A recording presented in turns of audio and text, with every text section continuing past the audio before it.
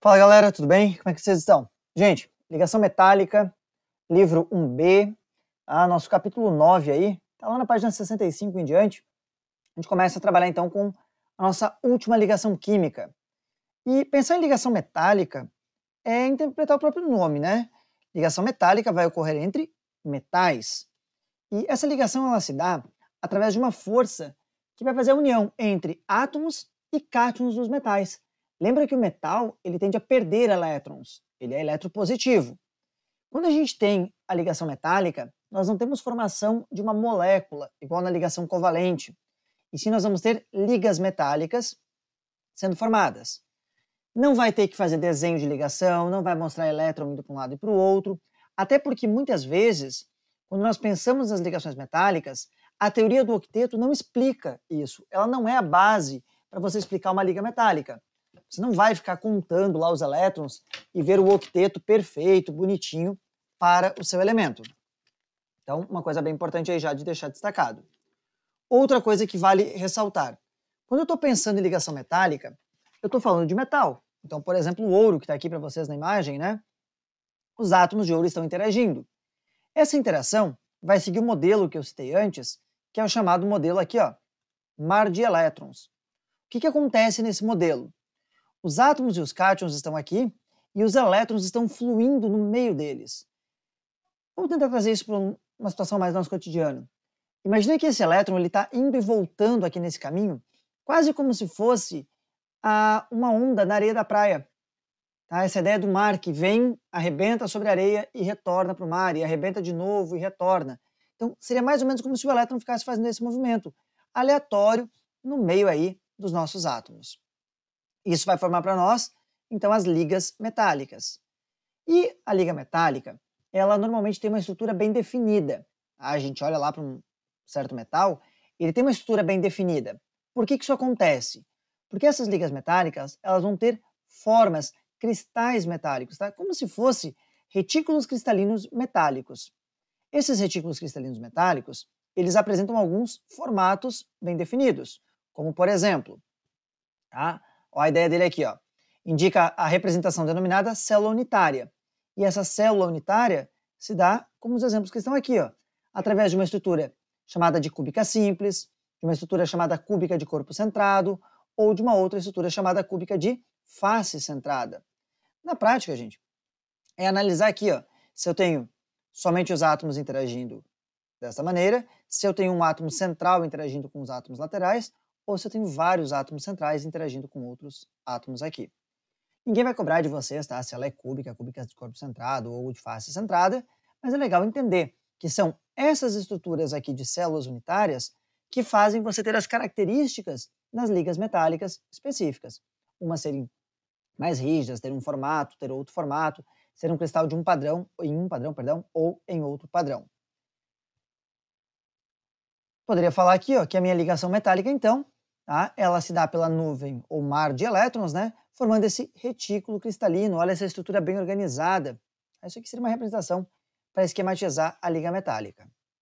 Bom, já deu para ver que você não vai precisar colocar elétron, não vai precisar ficar montando lá transferência nem compartilhamento de elétrons. O que eu preciso saber, além de entre quem ela ocorre e qual é a característica? Eu preciso conhecer algumas ligas metálicas. E dentre as nossas ligas metálicas, aquelas que nós precisamos conhecer são, por exemplo, a que é usada para fazer aviões, tá? Por exemplo, as ligas de titânio e alumínio, que são usadas em algumas aeronaves. Nós temos também outras ligas, como as que vão aparecer nessa tabela aqui, ó. Olha só. O ouro branco, o amálgama, as soldas, o duralumínio, o latão, o aço, o inox ou aço inox, o bronze e o ferro gusa. Gente, eu não espero que ninguém fique decorando essas composições. Mas é bastante importante que vocês leiam essa tabela, que vocês reconheçam os usos e as características de algumas ligas. Eu destacaria para vocês aqui, ó, conhecer, tá? O latão, o aço, o bronze e o ouro 18, que a gente já vai colocar. Repara que aqui nós temos o ouro branco, tá? Então ele tem ouro e paládio. Nós temos também o ouro 18 quilates, que vai aparecer para vocês aqui, ó. Olha só. Que ele é uma mistura de ouro, prata ou ouro e cobre.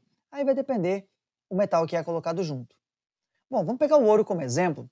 Por que nós falamos do ouro 18 quilates como sendo um exemplo importante de liga metálica aí?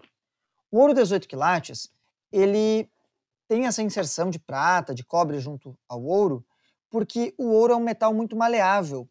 Então, ele é muito macio, ele é muito mole. Resultado, se eu tiver uma liga somente de ouro, eu acabo deformando essa liga facilmente. Se essa liga deforma facilmente, eu não vou ter uma joia que vai ficar bonitinha.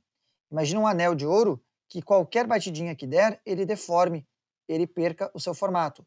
Ele não vai ter tanto valor quanto uma joia que suporte uma certa colisão por um tempo um pouquinho maior. Então, conhecendo essas ligas, eu posso prever alguns comportamentos. Ah, eu quero uma liga que seja mais resistente, aí eu faço um certo aço. Quero uma liga de aço para construção civil, tem um teor de cada elemento. Vale ressaltar que nas ligas metálicas eu posso ter traços de elementos que são chamados de ametais, como aqui, ó, olha o ferro gusa, que tem um pouquinho de carbono. Tá?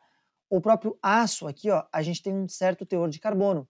Então, é uma liga metálica, mas tem traços de ametais. Beleza? Vamos em frente aí.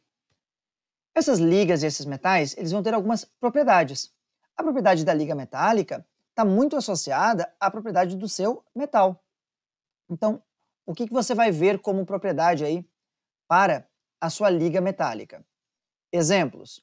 Nós vamos ter aí todos os metais, né, eles são sólidos em temperatura ambiente e em pressão atmosférica ambiente, com exceção do mercúrio e do gálio, que são líquidos. Então, as nossas ligas metálicas tendem a ser sólidas.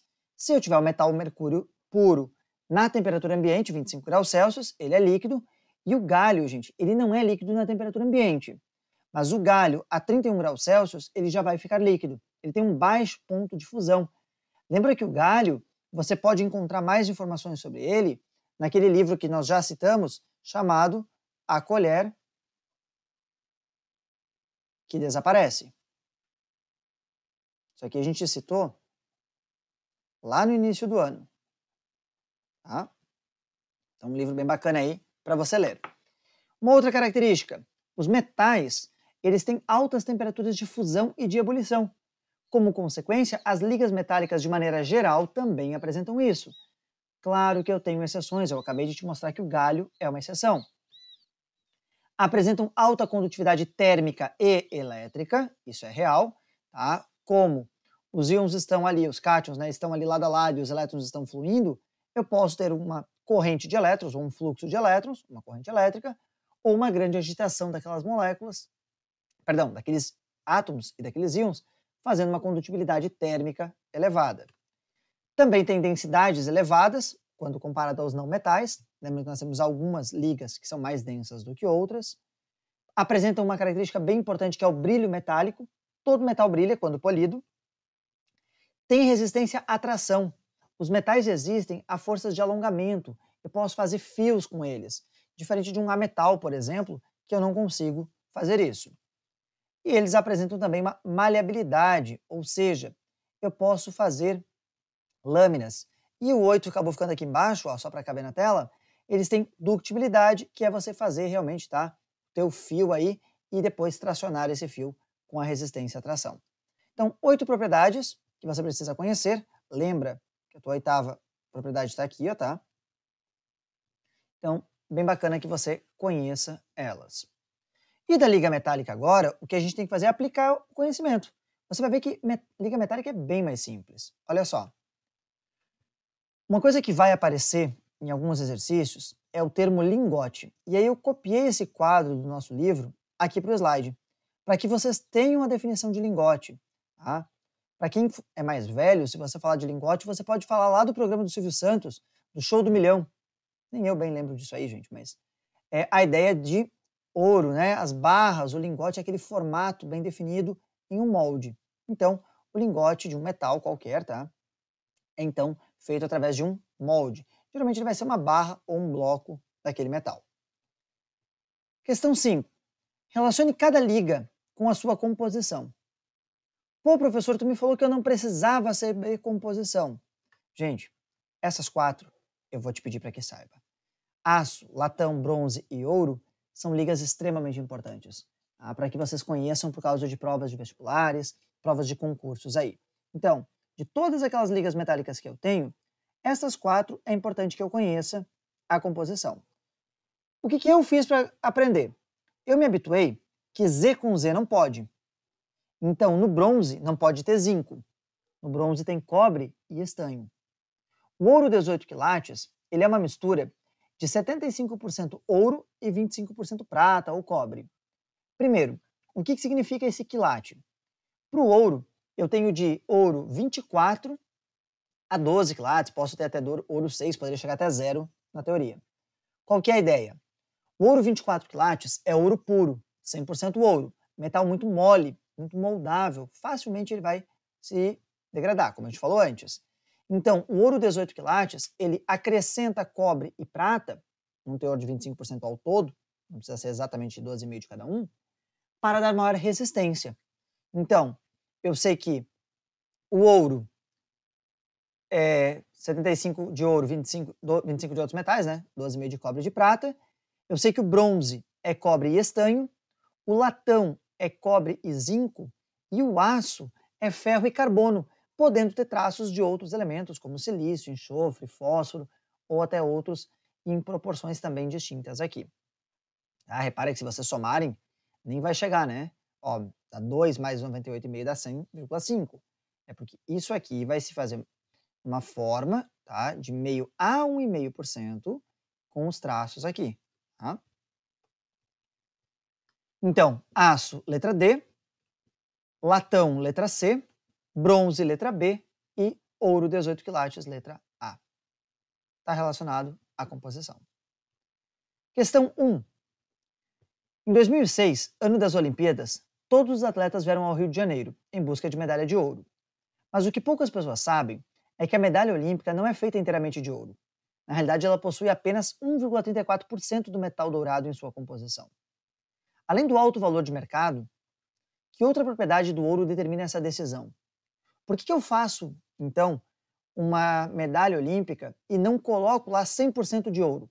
Além do preço. É meio óbvio o preço, né, gente? O que vai acontecer? O ouro, ele é metal nobre, então ele é pouco reativo. Isso é bom, porque a medalha não vai estragar. Por outro lado, ele é pouco rígido, ele é muito mole.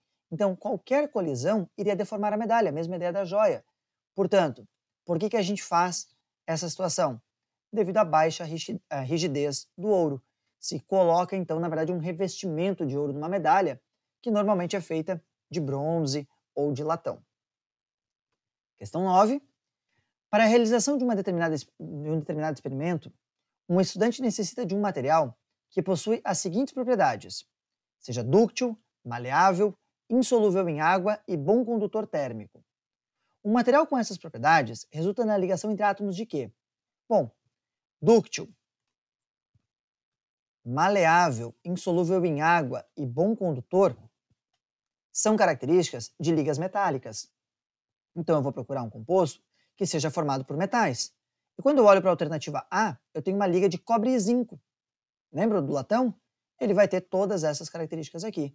Então o latão é um exemplo usado nessa questão. Sódio e cloro, metal e ametal, ligação iônica. Ferro e oxigênio, metal e ametal, ligação iônica. Flúor e xenônio, ametais, né? Na verdade um ametal e um gás nobre, ligação covalente. Carbono e silício, ligação covalente. O carbono dopado aí de silício. Aqui eu peguei lá do site ultimoenem.com.br, um resuminho de ligações químicas. Eu acho esse resuminho, esse mapa conceitual deles bem bacana, tá? Eu só chamaria a atenção de vocês para o seguinte: aqui na ligação covalente, ela ocorre entre ametais, tá? Que na tabela periódica realmente são do grupo 5A, 6A, 7A, mas eu também posso ter carbono e boro, carbono do grupo 4A, boro do grupo 3A.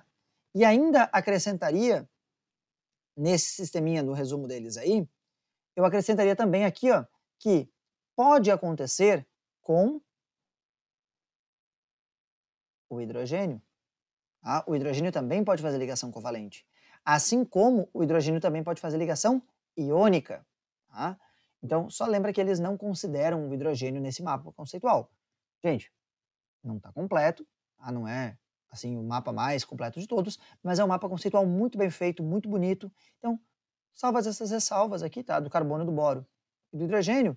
O resto, sensacional. Parabéns para eles, tá? Até um site que eu recomendo, é bem bacana, tá? Eles têm várias figuras, para quem é mais visual, bem legal de vocês pegarem materiais. Galera, não esqueçam de fazer, então, os exercícios 2, 3 e 4 da página 74, tá? E lá no Estudos vai aparecer para vocês uma lista chamada de ligações químicas. Por que ligações químicas? Porque ela vai envolver iônica covalente e ligas metálicas. A ideia é que vocês consigam diferenciar essas ligações, essencialmente usando essa imagem aqui. Gente, muito obrigado aí pela paciência de sempre. Um grande abraço para todo mundo. Uma honra estar junto com vocês e até a próxima. Abração.